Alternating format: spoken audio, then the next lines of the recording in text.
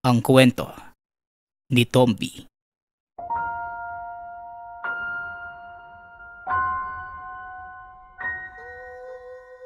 Ang kwentong ito ay hango sa totoong buhay. Mula ito sa isa nating tagapakinig na itago na lang natin sa pangalang Tommy. Taong 1945. Probinsya ng Kasiguran. Nang mga panahong ito, isang mandirigma si Tony na madalas ding tawagin na rebelde. Sanay ito sa pagsabak sa kahit anong digmaan. Maagang naulila si Tommy. Namatay ang mga magulang nito sa kasagsagan ng digmaan. At ang tanging kinikilala nitong ama ay ang tatay-tatayan na nagngangalang Tatay Torio. Gaya ni Tommy, nawalan din ito ng asawa at anak nang dahil sa digmaan. Walang laban na inuurungan sila Tommy, maging ang iba pa nilang kasamahan. Panalo tayo laban sa mga mananakop. Ilang taon na tayong lumalaban, kaya dapat wala na tayong uurungan. Wika ni Tatay Toro. Tama ka, Putay. Hindi natin hahayaan na masakop tayo ng mga mananakop dahil atin ang bansang ito. Tugon ni Tommy. Sabay-sabay na inangat ng mga ito ang bote ng lambanog na hawak. Ininom bilang tanda ng pagkapanalo. Sa paglipas ng panahon, unti-unting natigil ang digmaan. Taong 1945, buwan ng Setyembre, ikalawang araw ng buwan. Nagsaya sila Tommy at nagiwahiwalay. Pinangarap ni Tommy na mamuhay ng simple sa kabiasnan. Matapos ang mahabang panahon ng pakikipaglaban, natapos na din ang pakikipagsapalaran nila Tommy at nagpasya ito na umuwi sa baryong Sinilangan. Doon nakilala ni Tommy ang dalagang si Lolita, anak ng mag-asawang magsasaka sa Aurora. Dahil kilala si Tommy na mandirigmang lumaban sa mga mananakop, kaagad naman itong nakuha ang pahintulot ng mga magulang ni Lolita. Nagsimula ang dalawa ng bagong buhay sa isang maliit na tahanan na pagmamay-ari din ng mga magulang ni Lolita.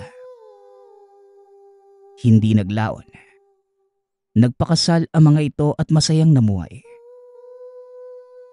Hanggang sa isang araw, pinuntahan si Tommy ng dating kasamahan. Ipinaalam ang malubhang kalagayan ni Tatay Toro. Dahil ito na lamang ang kinikilalang pamilya ni Tommy, kaagad naman itong pinuntahan ang matanda kasama si Lolita. Pagkarating sa tahanan ni Tatay Toro, nakita ni Tommy na nanghihina na ito. Malaki ang pinagbago ng pangangatawan. Mula sa malakas at matikas na pangangatawan, naging patpatin ang katawan ng matanda. Kaagad namang pinakilala ni Tommy ang asawa kay Tatay Toro. Mabuti naman at dinalaw mo ako, Tommy. Ikaw na lamang ang pamilya na meron ako, kahit na hindi naman tayo magkadugo. Alam kong hindi na ako magtatagal pa sa mundong ito.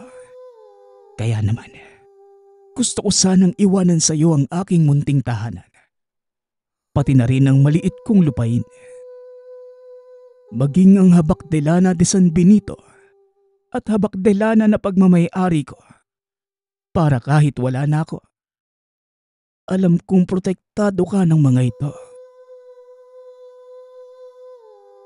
Wika ni Tatay Toro. Ilang araw lamang nakasama ni Tommy si Tatay Toro. Matapos yon, tuluyan na itong binawian ng buhay. Makalipas ang ilang araw na buron, Lumipat na sa bahay ni Tatay Toro sila Tommy at Lolita. Nagsimula sila ng bagong buhay sa minanang lupain. Kagad namang nagtanim ng mga gulay at halaman sa bakuran si Lolita. Samantalang si Tommy naman, unti-unting nakikipagkaibigan sa mga kabaryo. Malayo ang kapitbahay nila Tommy, ngunit natatanaw naman ito.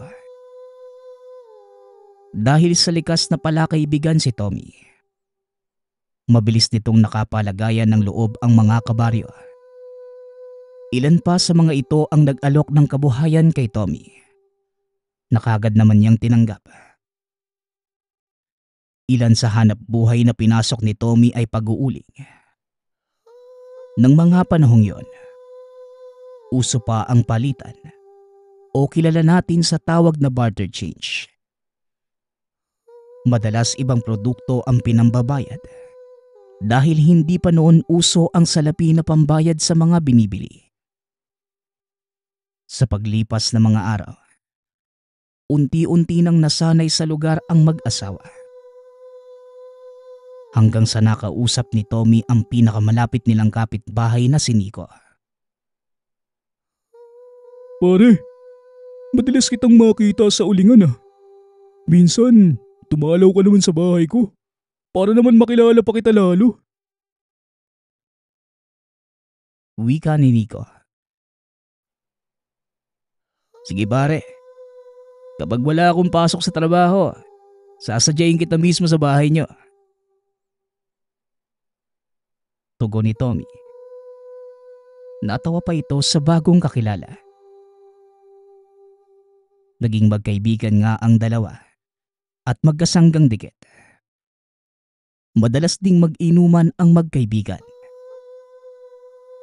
Hanggang sa isang araw, nabanggit ni Nico ang gubat sa likod lang ng bahay ni Tommy.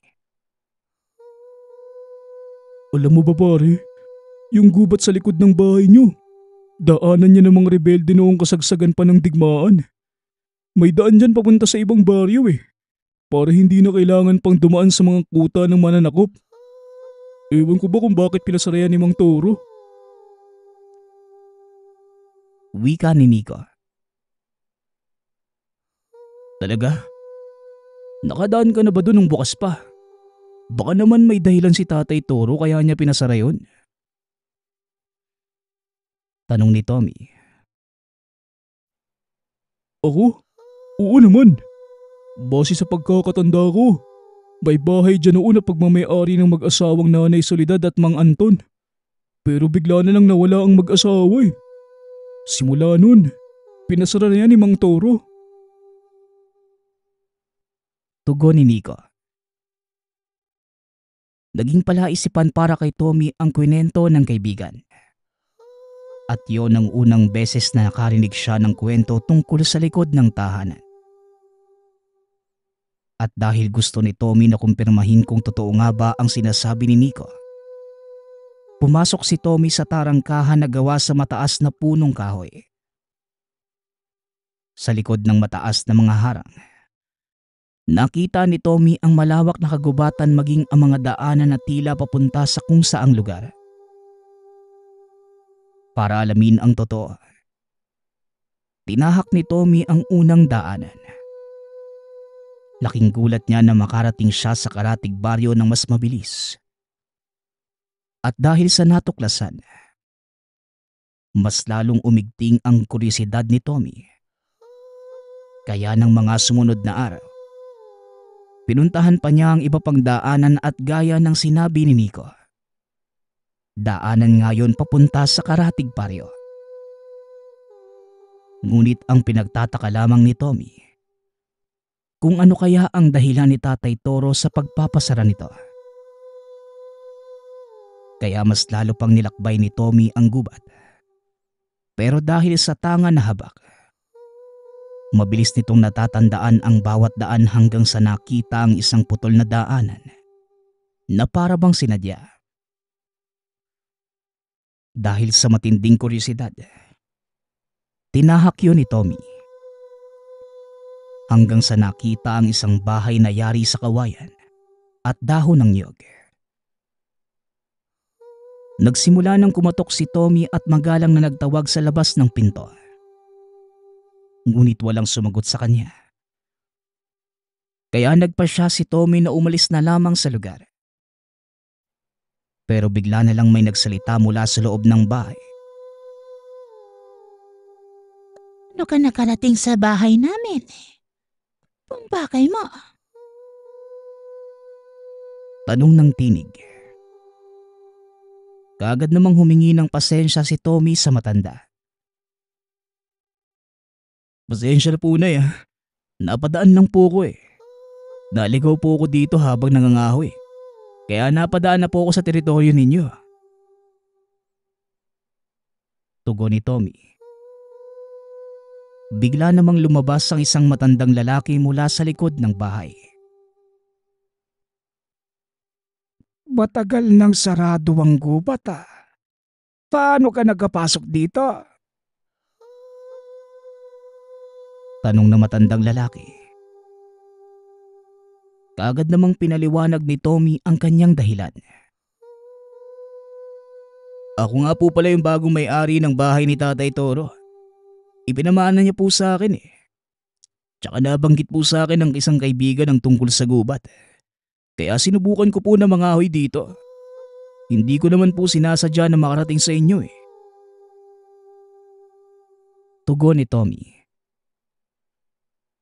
Nakita naman nito ang pagkagulat sa mata ng dalawang matanda. Pumanaw na pala si Toro. Ni hindi man lang namin nabalitaan. Tanong ni Nanay Soledad. Nagulat si Tommy dahil kilala pala ng mga ito ang ama. Sige po. Uuwi na po ako Madilim na din po Naligaw lang po talaga ako dito sa bahay niyo. Wika ni Tommy. Muli itong humingi ng pasensya at umalis na sa lugar. Habang naglalakad pa uwi, palingalinga sa paligid si Tommy. Nakikiramdam at baka may sumugod sa kanya. Nang makalayo na ito ng ilang metro sa bahay ng mag-asawa, bigla na lamang may humawak sa balikat ni Tommy. Kagad namang nagtayuan ang balahibo ni Tommy dahil sa sobrang kaba. Pasensya ka na pala iho sa pagtrato namin sa'yo. Sasamahan na kita na makalabas sa gubat. Dahil kapag mga ganitong oras, delikado na sa lugar na ito. Maraming mababangis na hayop ang naglipana sa paligid. Sanay naman ako kaya mas mabuting ihatid kita. Wika ni Mang Anton. Nakahinga naman ng maluwag si Tommy. Mabuting tao naman pala si Mang Anton. Habang nasa daanan, nagkwentuhan ang dalawa at napansin ni Tommy na hindi tumitingin sa mata niya ang matanda. Tila hindi din umaapak sa lupa ang mga paa. Ngunit hindi na lamang yung pinansin pa ni Tony. Nang makarating sa tarangkahan ng gubat, nagpaalam na si Mang Anton. Labis naman ang pasasalamat ni Tommy sa paghatid sa kanya. Matapos ang pangyayaring yun, minabuti ni Tommy na hingin ang pahintulot ng mag-asawa. Binabalak nitong muling buksan ang gubat para mas mabilis ang pagpunta ng mga tao sa karatig baryo. Kinabukasan, nagpasya si Tommy na muling bumalik sa bahay ng mag-asawa. Pero laking gulat niya dahil malaki na ang pinagbago ng daan. Sinubukan pa ni Tommy na hanapin ang daan papunta sa bahay na nakita noong nakaraang araw. Laking tuwa naman niya nang makita ito. Tao po, ako po ito si Tommy. May sasabihin lang po sana akong mahalagang bagay. Wika ni Tommy habang kumakatok sa pintuan. Ngunit nakailang katok na ito. Pero wala namang sumasagot sa kanya. Kaya nagpa siya ito na magpunta sa likod ng tahanan. Hanggang sa nakarinig siya ng kakaibang tunog. Kaagad niya yung sinundan. Laking gulat ni Tommy nang makakita ng isang malaking baboy ramo. Bulag ang isang mata. Akmang aatakihin na si Tommy. Ngunit bigla na lamang dumating si Mang Anton. Dali-dali nitong hinila si Tommy at sinabi, Ano bang ginagawa mo dito? Bakit ka pa bumalik? At paano mo ulit natunto ng lugar namin? tanong ni Mang Anton. Narinig pa ni Tommy ang isang boses na sinasabing patay na lamang ito. Nandito lang naman po ako para humingi ng pahintulot sa inyo eh. Na kung maaari sana, bubuksan ko po ulit ang gubat para mas mabilis ang pagpunta ng mga residente sa mga karatig baryo. Tugon ni Tommy. Nang mga oras na yon, walang ibang dala si Tommy kundi ang habak na pinamana sa kanya. Isinara ni Toro ang gubat dahil delikato ito para sa mga normal na tao. Maaari silang mapahamak. Dahil sa gubat na ito, marami nang namatay na kabaryo mo. Dahil sa mga mababangis na nilalang, umaatake yun sa gabi. Kaya kung hihingiin mo ang pahintulot ko, hindi ako sanghayon. Pero nasa iyo pa din ang pasya. Wika ni Mang Anton. Naging makahulugan ang mga sinabi ng matanda kay Tommy. Sige po, salamat po sa babala. Aalis na lang po ko. Tugon ni Tommy. Nagsimula na itong maglakad palayo. Pero bago makaalis sa lugar, nakita pa niyang nagpalit ng anyo ang baboy ramo. Malinaw na nakita ni Tommy na naging matandang babae ito. Ngunit hindi niya nakilala kung sino. Inilabutan si Tommy sa nakita. Kaya dali-dali na itong tumakbo papalayo. Matapos ang pangyayaring yon, hindi na nawala sa isipan ni Tommy ang mga nakita. Nang makasalubong si Nico, kaagad niyang naibahagi ang karanasan niya mula sa daanan. Dito naman kinumpirma ng kaibigan na aswang nga ang mag-asawang si Mang Anton at Aling Soledad. Kaya sa halip na buksan ng gubat, hindi na lamang niya ito ginawa.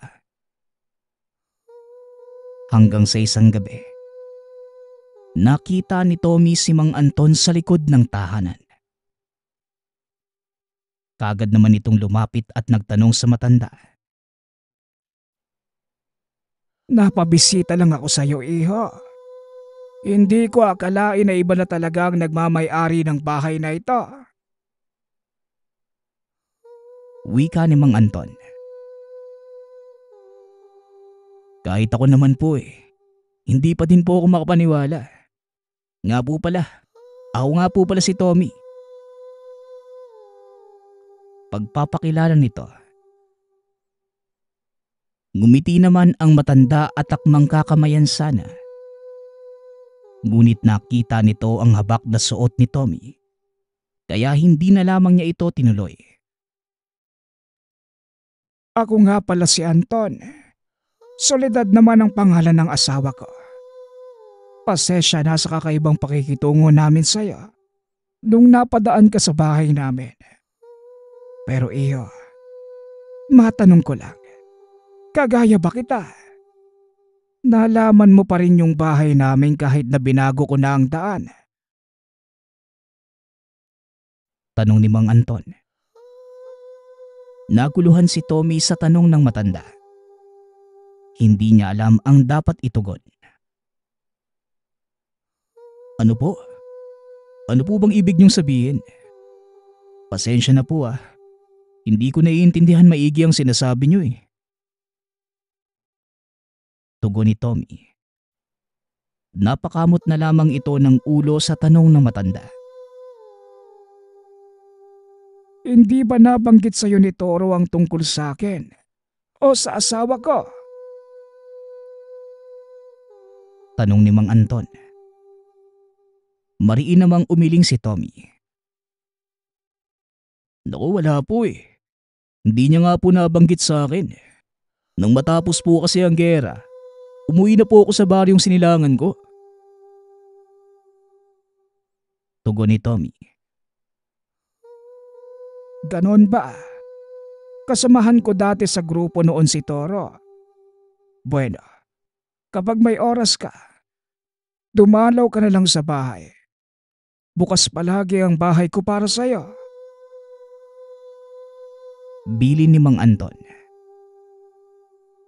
Nagpaalam na ito at diretso nang pumasok sa tahanan si Tommy. Sa paglipas ng mga araw, napadalas ang pagbisita ni Mang Anton sa likod bahay kasama si Aling Soledad. Para bang nagbabantay sa kadiliman ang mag-asawa. Hanggang sa lumipas pa ang ilang araw, umugong ang masamang balita sa baryo na may mga naglilipa ng aswang na naman sa lugar. Nangamba ang buong baryo. Ngunit nanatiling kalmado si Tommy. Sa paglipas ng mga araw, nagsimula na itong dalawin ang bahay ng mag-asawa.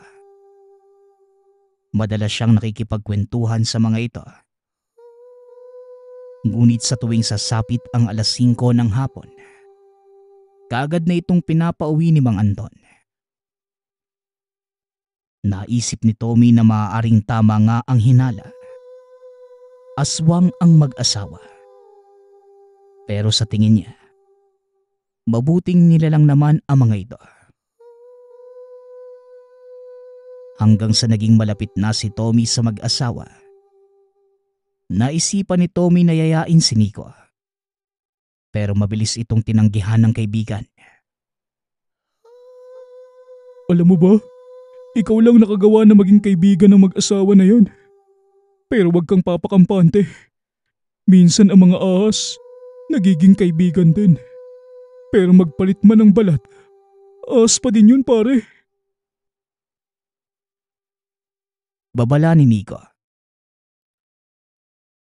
Alam naman ni Tommy na dapat hindi ito magtiwala kaagad. Pero pakiramdam niya, hindi naman gagawa ng masama ang mag-asawa. Sa paglipas ng mga araw, nakasanayan na ni Tommy na dumalaw sa tahanan ni Mang Anton. Pero sa mga araw ng Martes at Biyernes, wala ang mag-asawa sa tahanan. Nagtataka man at nagdududa.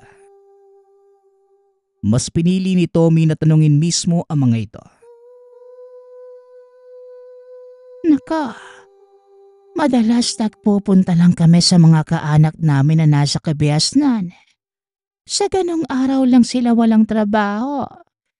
Kaya inilalaan namin ang araw na yon para makasama sila. Paliwanag ni Aling Soledad.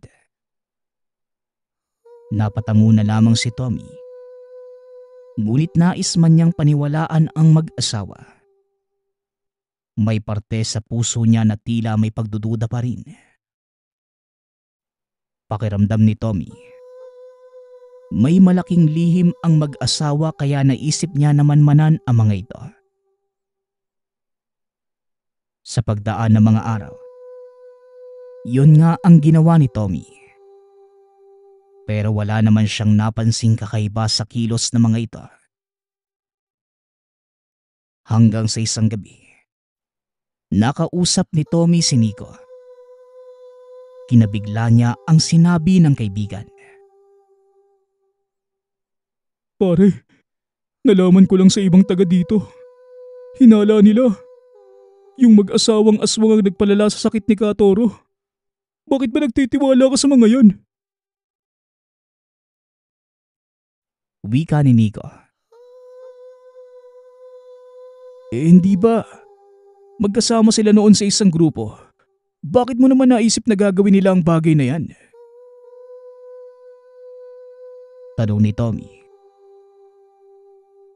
Oo nga, magkasama sila pero nagkaroon ng hidwaan sa pagitan nilang dalawa dahil kay Aling Soledad mismo.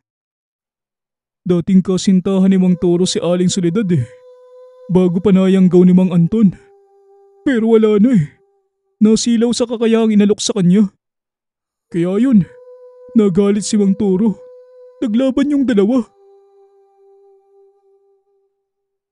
Tugon ni Nico. Kaagad naisip ni Tommy na maaaring yon ang naging dahilan kung bakit pinasarado ni Mang Toro ang gubat.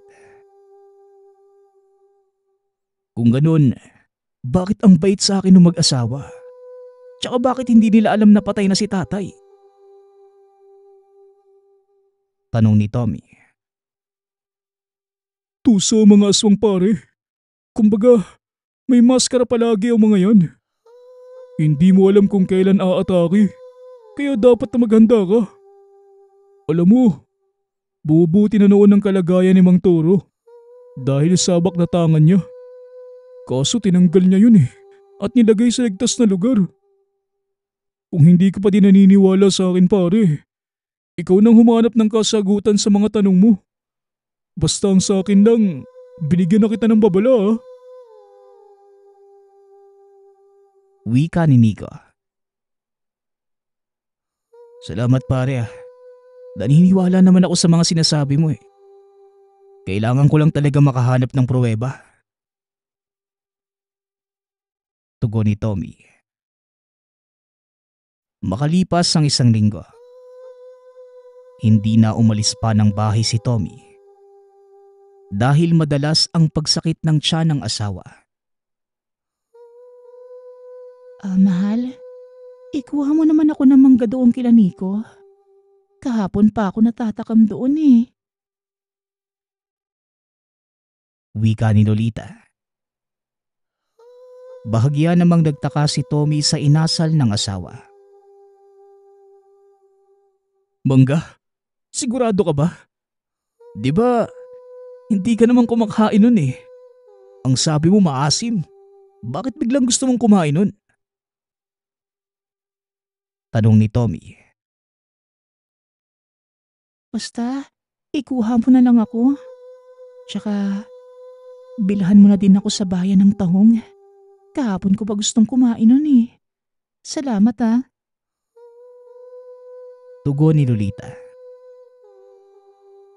Naglambing pa sa kanya ang asawa. Kaya wala nang nagawa pa si Tommy kundi sundin ang mga utos ni Lolita. Dumaan na din si Tommy sa nagpapaanak sa baryo. Kutob ni Tommy. Buntis si Lolita. Nang makuha na ang lahat ng bili ng asawa, umuwi na si Tommy kasama ang komadrona. Nang makarating sa tahanan, kaagad pinulsahan ng komadrona si Lolita. Doon lamang nakumpirma ni Tommy na buntis nga ang asawa.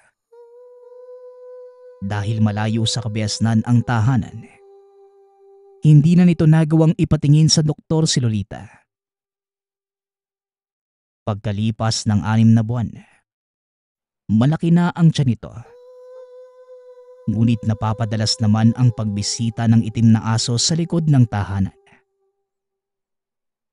Malakas ang kutob ni Tommy. Naaswang nga ang mga ito. Dali-dali siyang nagpunta kay Nico para humingi ng tulong. Dahil nais niyang makilala kung sino ang umaaswang sa asawa.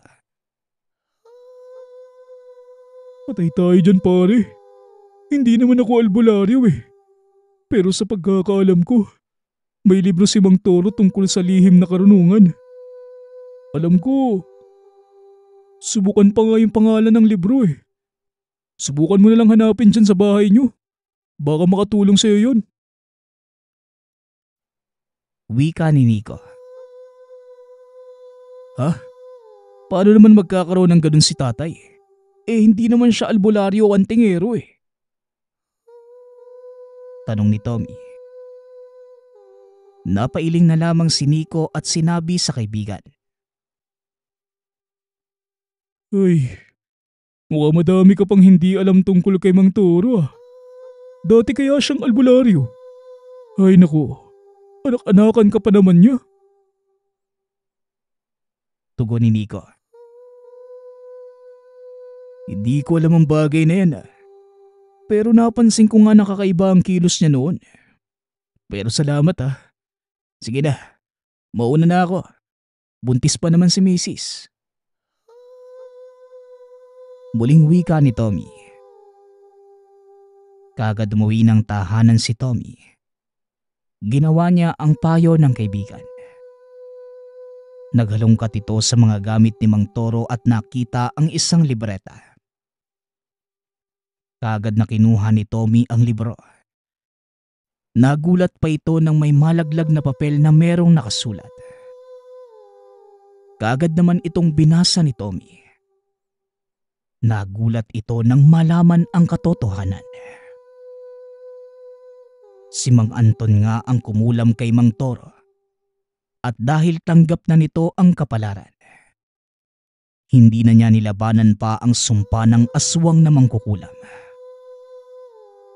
Buong gabing binasa ni Tommy ang libro. Sa pagdaan ng mga araw, inaral niya ito at sa hindi maipaliwanag na dahilan, tila may bumubulong sa isipan. Natatandaan niyang mabuti ang bawat orasyon na nakasulat sa libro. Ilang buwan ding pinag-aralan ni Tommy ang mga nakasulat sa libro.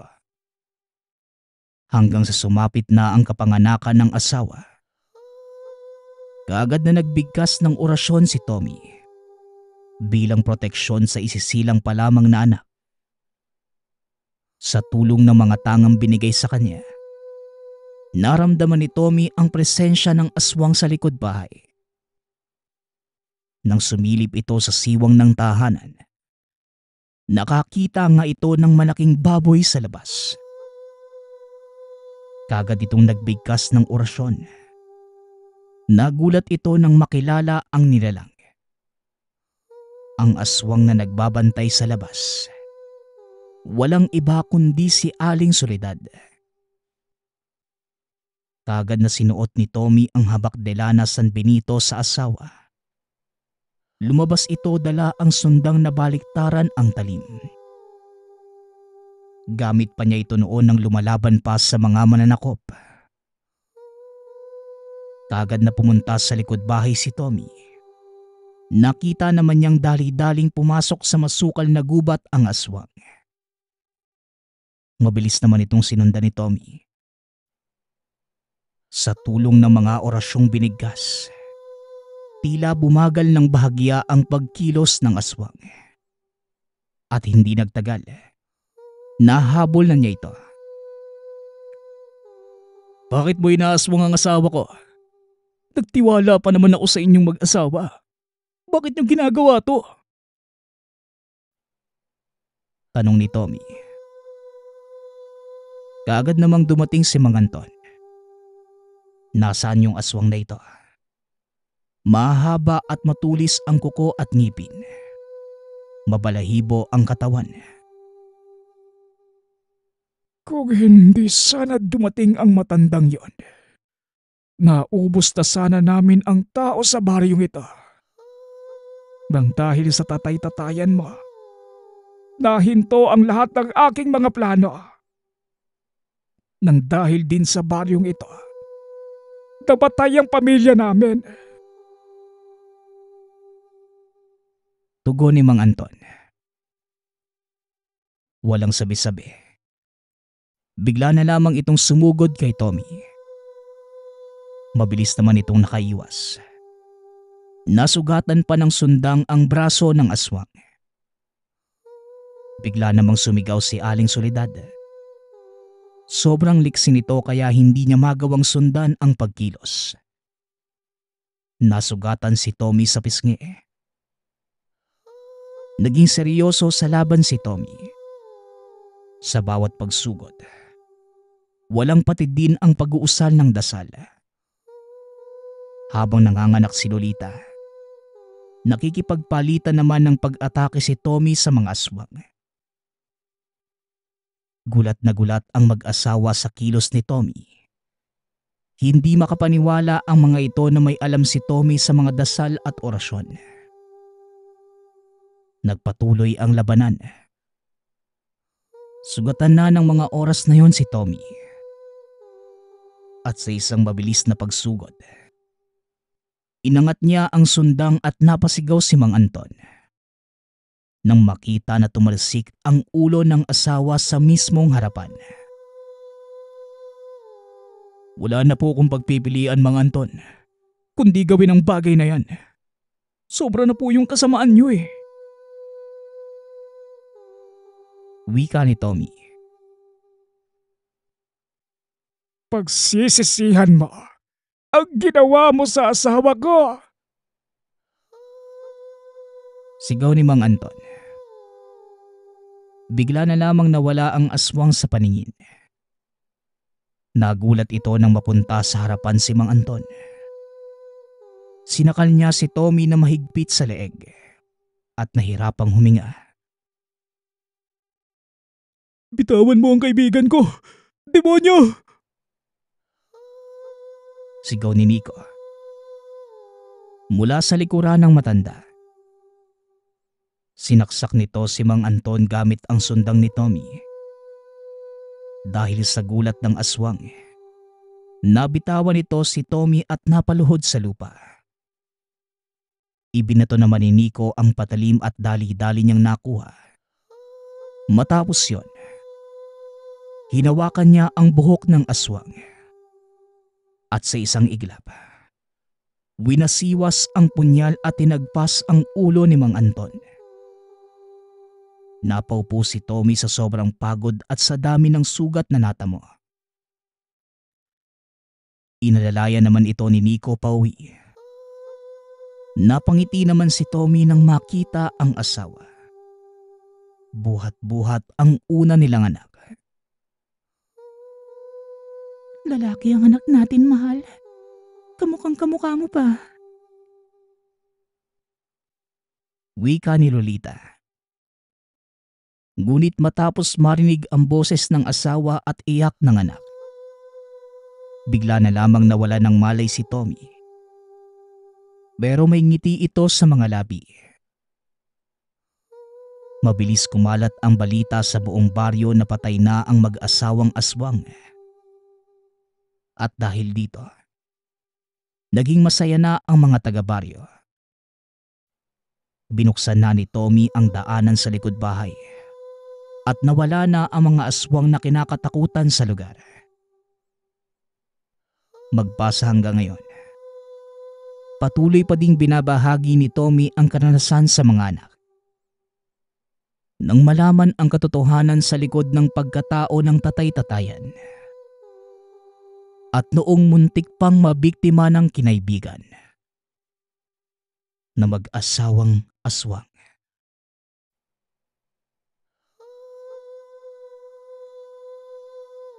Ang kwentong ito ay hango sa totoong buhay. Mula ito sa isa nating tagapakinig na itago na lang natin sa pangalang Laida. Walang eksaktong taon. Si Balum Antique.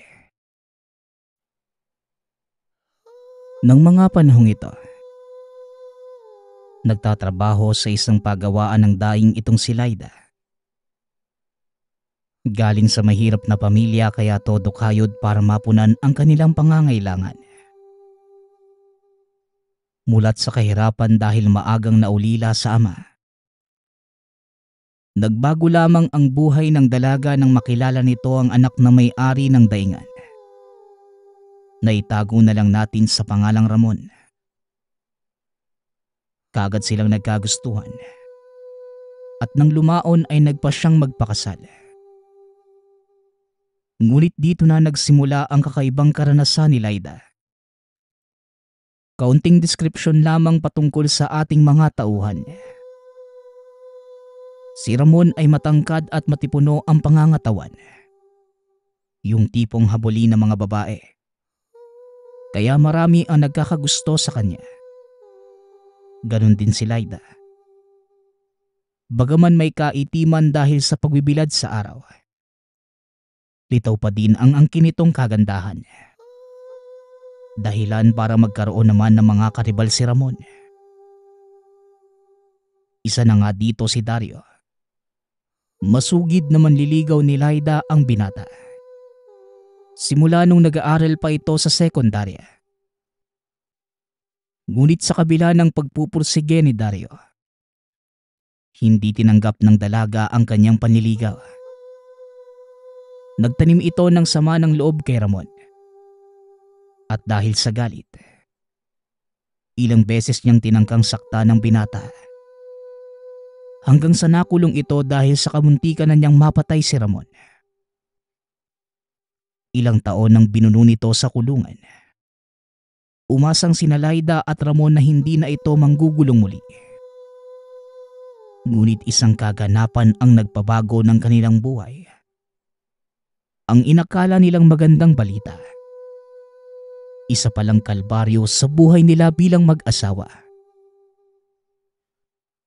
Minsan isang umaga, habang nagtatrabaho ay nakaramdam ng pagkahilo si Laida. Sakto namang naroon si Ramon, kaya kagad niya itong nadala sa ospital. Naku, mister. Sa sobrang pagod kaya nahilo ang asawa mo. Mas makakabuting hayaan mo muna siyang makapagpahinga. Wika ng doktor. Matapos magpatingin ay kagad iniuwi ni Ramon ang asawa. Habang nasa daan, nakasalubong nila si Dario.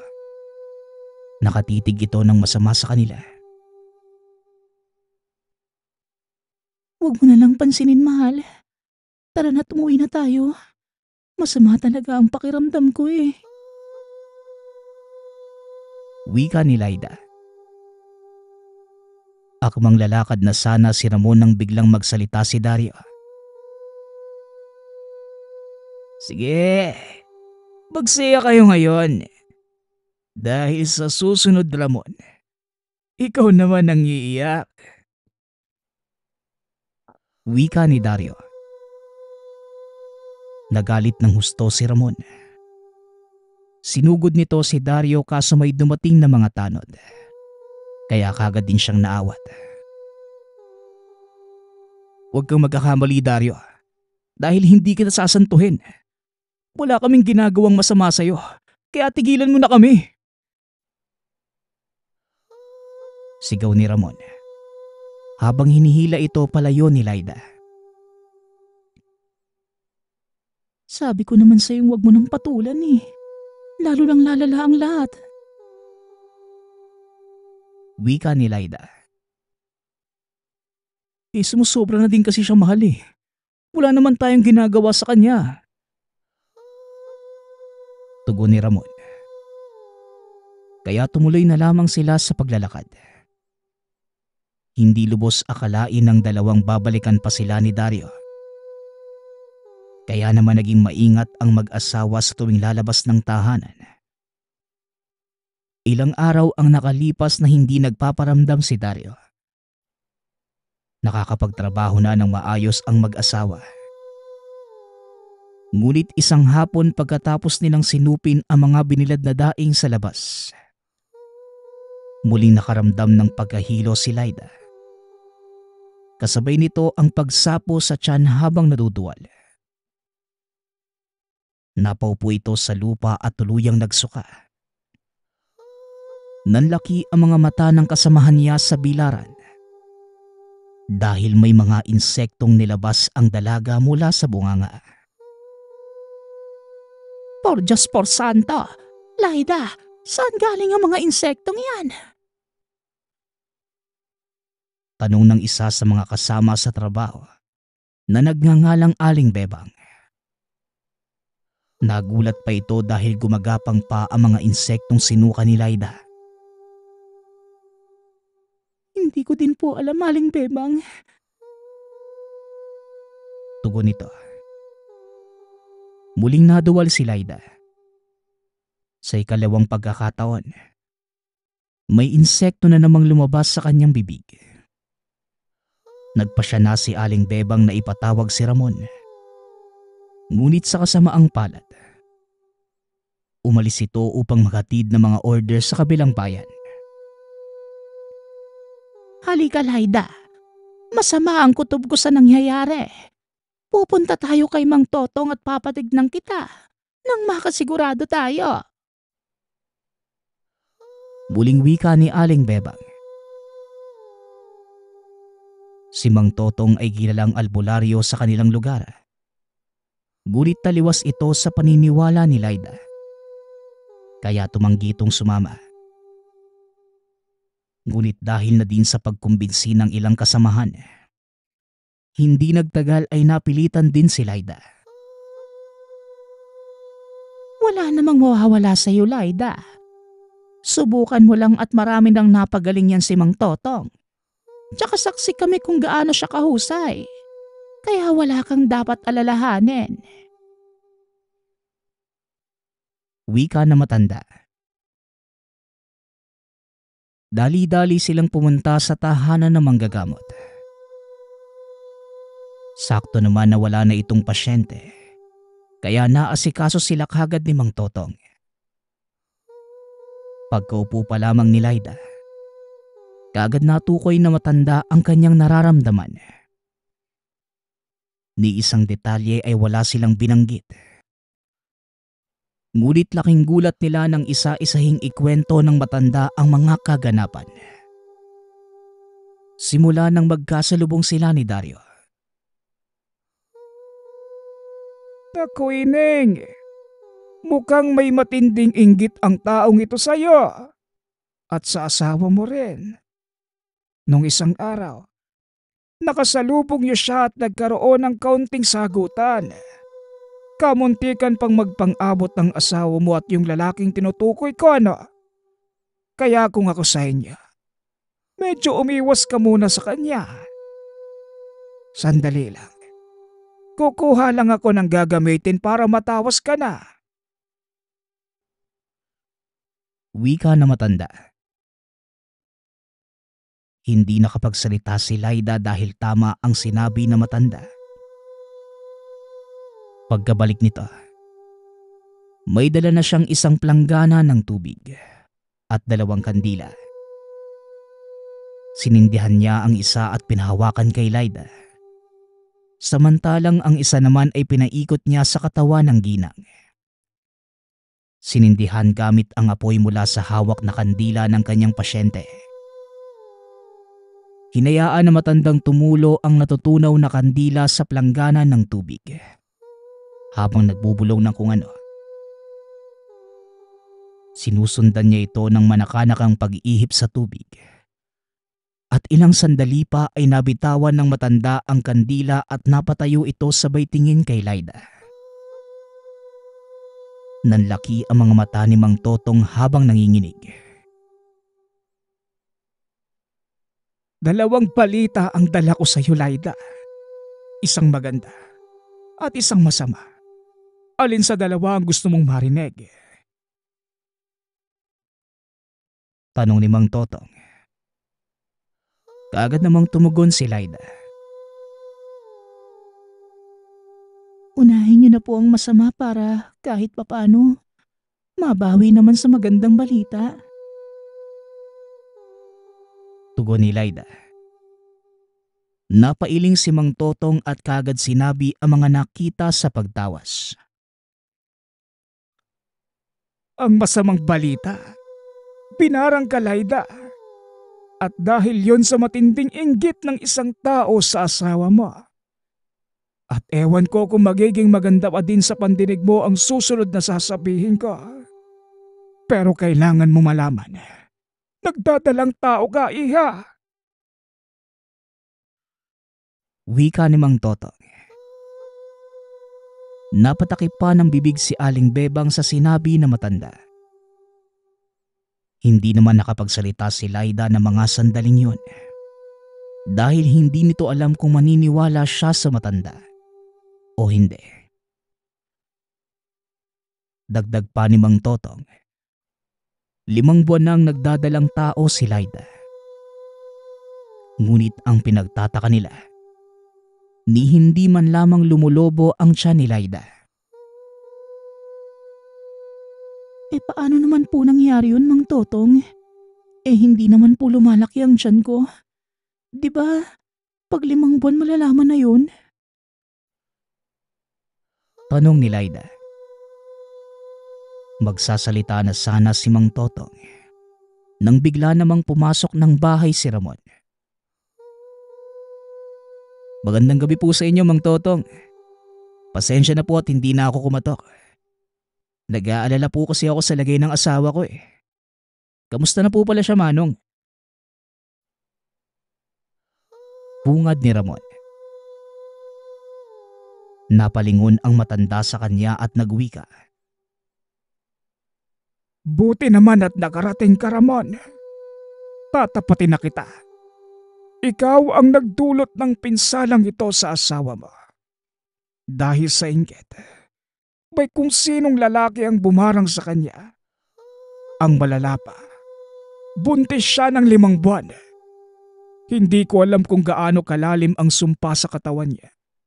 At dahil sa kasalukuyang kalagayan, mahihirapan akong tanggalin ang sumpa sa katawan ng asawa mo. Wika ni Mang Totong. Biglang nakaramdam na matinding galit si Ramon. Lalabas na sana ito ng tahanan upang sugurin si Dario. Ngunit kagad siyang pinigilan ng matanda. Walang maidudulot na kabutihan ng binabalak mong gawin, Ramon. Kaya kung ako sa'yo, huwag ka nang magtangkapang lumabas ng bahay na to. Lalo mo lang papalalain ang sitwasyon. Ang pinakamainam nating gawin sa ngayon, batakan ang dungan ng asawa mo. Para hindi na madagdagan pa ang pinsalang hatid sa kanya ng mambabarang. Wika ni Mang Totong. Hindi na nagdalawang isip pa si Ramon. Malaki ang tiwala niya kay Mang Totong. Dahil minsan na din nila itong nasubukan nang magkasakit ang ama. Huwag ka mag-alala, Lyda. Alam ni Mang Totong ang gagawin. Magtiwala ka lang. Wika ni Ramon. Napatango na lamang si Lyda at hinayaan ang matanda na simulan ang ritual. Ilang oras din ang tinagal nun at halos maghahating gabi na makauwi ang mag-asawa. Bago sila tuluyang umalis sa tahanan ng manggagamot, binilinan silang magsabit ng mga pangontra sa bintana at balutin ng itim na tela ang tiyan ni Lyda. Dahil hindi lamang mambabarang ang maaaring makapasok sa tahanan, maging ang mga aswang at iba pang elementong naaakit sa amoy ng sanggol sa sinapupunan. Sinunod naman ito ni Ramon. Nakatulog sila na maayos ng gabing yon. Iniwasan din ni Lyda ang paglabas ng tahanan para sa kaligtasan. Sa pag-aakalang magiging maayos na ang lahat, bumalik sa pag-aatupag ng negosyo si Ramon. Ngunit isang hapon, isa sa mga tauhan ang humahangos na pumunta sa tanggapan. Sinabing sinugod sa ospital ang asawa. Pagkarating sa ospital, kinausap siya ng doktor. At ayon dito ay wala silang makitang sakit kay Lyda.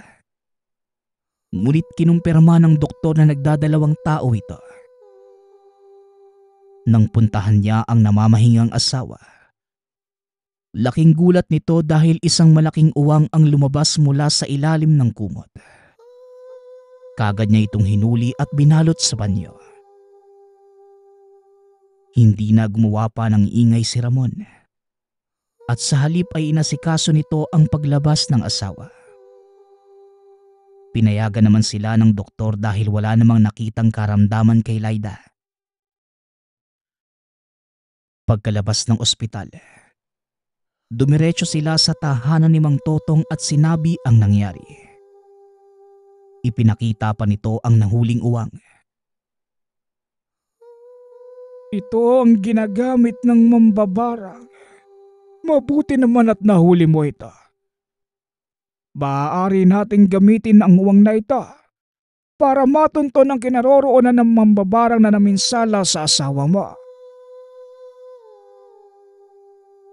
Wika ni Mang Totong. Dali-dali itong kumuha ng mga gamit at nagsimula sa ritual. Nanatili namang nakaupo ang mag-asawa sa likod ng matanda habang inaantay ang susunod na mangyayari. Maya-maya pa, tumayo ito at laking gulat ni Ramon dahil basang-basa ng pawis ang damit ng matanda.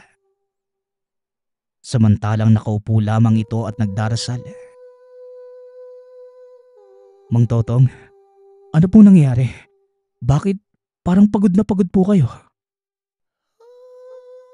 Tanong ni Ramon. Naupo ang matanda sa harapan ng dalawa at nagsalita. Natuntun ko na ang mambabarang Ramon. Ngayon, maghahanda ako para makipagtagisan sa kanya.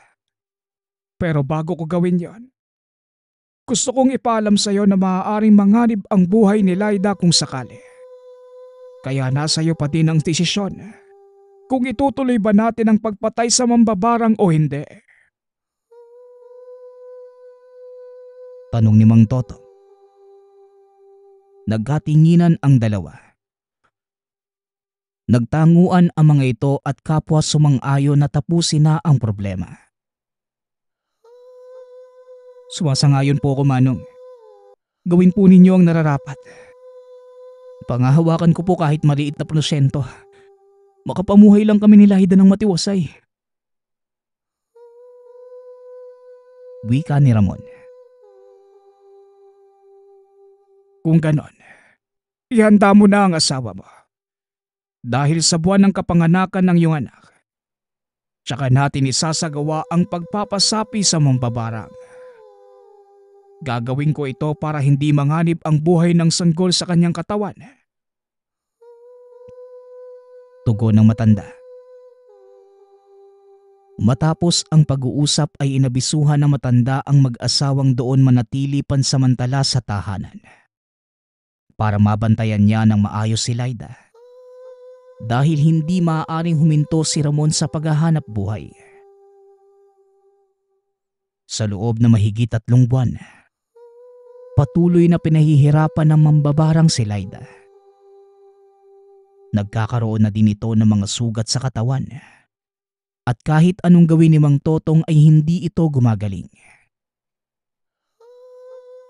Ano po bang nangyayari kay Laida, Manong? Mukhang lalo lang po siyang lumalala. Tanong ni Ramon. Pasyado ng malalim ang sumpa sa kanya. Pilit lumalaban ang kanyang kaluluwa. Ngunit hindi ito kinakaya ng kanyang pisikal na katawan. Ikinalulungkot kong sabihin iyo. Pero mukhang kailangan mong mamili sa kanilang dalawa ng anak mo. Tugon ni Mang Totong. Napayuko na lamang si Ramon sa mga narinig. At dahil sa kawalan ng pag-asa, pilit niyang hinanapan ng lunas ang kalagayan ni Laida. Lumapit si Ramon sa mga espesyalista. Gumastos lamang ito ng malaking halaga, ngunit hindi gumaling ang asawa. Nang malaman nito ni Mang Totong, kaagad niya itong pinagsabihan. Ngayon, Ramon, alam mo na kung ano ang ibig kong sabihin. Alam ko, hindi kita masisisi dahil sa kagustuhan mong gumaling ang asawa mo. Pero palagi mong tatandaan, hindi mababago ng pera ang tadhana ng tao. Lalo pa kung tinakda na ito ng may likha. Pangaral ng matanda. Pasensya na po kayo, Mang Totong. Tama po kayo. Wala din po ako napala. Nagsayang lang din po ako ng pera eh. Tugon ni Ramon. Matapos ang pag-uusap nila na matanda, nagpasya si Ramon na sabihin na ang lahat sa asawa. Laida mahal, patawarin mo ako kung hindi ko kagad sinabi sa iyo ang lahat. Pero sa gagawin natin, maaari kang manganib at ang sanggol sa sinapupunan mo. Kaya kailangan ko mamili sa inyong dalawa. Ito ang pinakamasakit na desisyong gagawin ko sa buhay ko, mahal. Pakiusap, tulungan mo ako. Wika ni Ramon. Hinawakan ni Laida ang kamay at sinabing,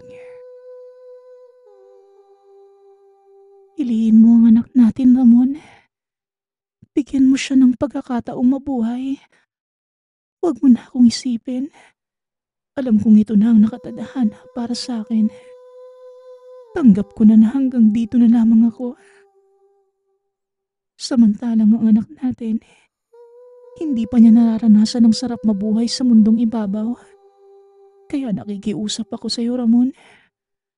Panghawakan mo ang buhay ng anak natin at ipangako mong aalagaan mo siya at mamahalin. tugon ni Laida. Napuno ng kalungkutan ang silid na mga sandaling yon. Nagpasya si Ramon na ituloy ang pagpatay sa mambabarang. Ituloy na po natin, Manong. Nakapagpasya na po ako. Tanggap ko na po ang mangyayari. Iligtas niyo po ang anak ko. Wika ni Ramon. Kung ganon, maghanda ka na. Dahil pasasanibin ko ang mambabarang sa katawan ng asawa mo. Kailangan mong magpakatatag. Dahil makikita mo ang paghihirap ng asawa mo. Tugon ni Mang Totong. Tumango lamang si Ramon at hinayaan ang matandang gawin ang mga dapat gawin. Naupo si Ramon sa tabi ng asawa. Hinawakan ang kamay nito. Laida, tatandaan mo ha. Mahal na mahal kita. Ipinapangako ko sa iyo na aalagaan ko at mamahalin ang anak natin ng buong puso. Huwag mo na kaming alalahanin dahil hindi ko siya pababayaan. Wika ni Ramon. Tumango lamang si Laida at pinikit ang mga mata. Ito ang nagbigay ng hudyat kay Mang Totong para simula ng ritual.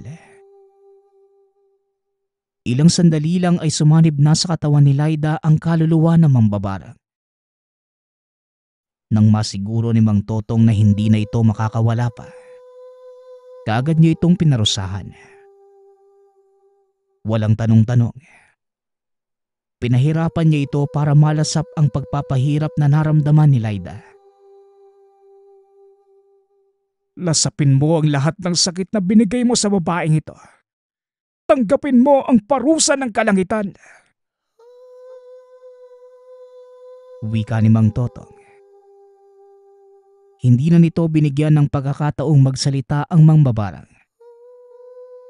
Nakahanda na si Mang Totong na tapusin ito. Ngunit hinayaan nito si Ramon na kausapin ang mambabarang. Ramon, ito na ang huling pagkakataon kung may gusto ka pang iparating sa walang hiyang ito. Sabihin mo na. Wika ni Mang Totong. Tumayo si Ramon at hinarap ang nakasanib kay Laida. Hindi ko na mababawi ang buhay na inutang mo. At wala din akong karapatang magkimkim ng galit sa'yo. Kaya baunin mo sana sa impyerno ang pagpapatawad ko. Tugon ni Ramon. Napangiti na lamang si Mang Totong. Dahil alam niyang ito ang pinakamasakit na kaparusahan para sa kaluluwa ng isang tao. Ang habang panahong lamunin ng kanyang konsensya. Biglang sumigaw ng malakas si Laida at kasabay nito ang pagluwal ng kanilang anak. Isang malusog na batang lalaki. Kinuha ni Mang Totong ang sanggol at iniabot kay Ramon. Ito ang anak mo, Ramon. Pagmasdan mo at tanggapin ang regalo ng buhay. Kinuha ni Ramon ang bata at binagmasdan ito. Hinalikan niya ang sanggol sa noo at sinabing, "Ipinangako ko sa ina mo na halagaan kita. Poprotektahan ko ang buhay mo. Pinapangako ko sa iyo, anak. Walang makakapanakit sa iyo." Matapos ang tagpong yon, kaagad pinalibing ni Ramon ang asawa.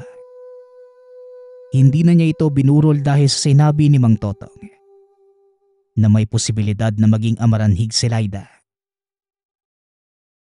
Pagkalipas ng ilang taon, naging malago ang negosyo ni Ramon. Nang mga panahong yon ay nag-aaral na ng kolehiyo ang anak. Naging inspirasyon ni Ramon ang kanyang anak para magsumikap. Habang pinagmamasdan niya ito, nakikita pa rin niya ang asawa sa katauhan ng anak. Napapangiti na lamang si Ramon. Nagpapasalamat sa Diyos dahil nagawa niyang lampasan ang masakit na karanasan. Hindi niya lubos akalaing mangyayari ang ganun sa kanya. Bagaman meron pa rin sakit, ginawa niya itong mapagkukunan ng lakas para magpatuloy sa araw-araw. At sa kasalukuyan, patuloy pa din sila sa kanilang negosyong daingan. Pinapatakbo na ito ng anak. Naging kilala sila sa buong Antique bilang pinakamalaking supplier ng daing. Naging swerte ang anak ni Ramon sa kanya. Kaya nasabi nito sa sarili na tama ang sinabi ni Mang Totong, na ang anak nila ni Laida ay regalo ng Diyos.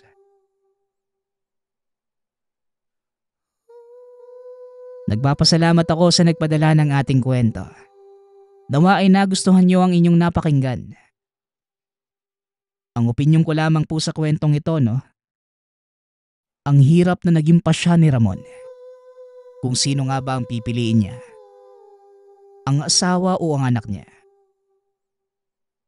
Marami mga bagay sa buhay natin na magiging ganito, Marami tayong kailangang pagpilian. At kung pipiliin natin ang isa, palagi mawawala ang isa.